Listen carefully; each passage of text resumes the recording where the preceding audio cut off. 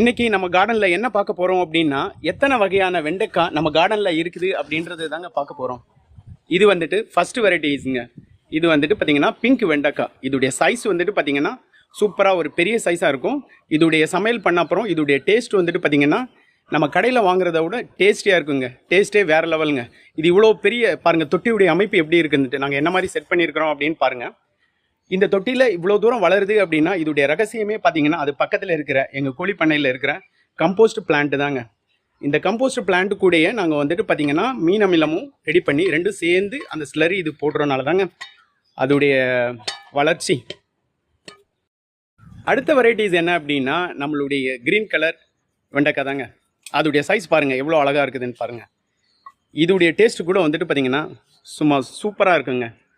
நம்ம வெளியில் வாங்குறத விட நிறையவே சூப்பரான டேஸ்ட்டாக இருக்குங்க. இதோடைய சைஸும் பெருசாக இருக்கிறது.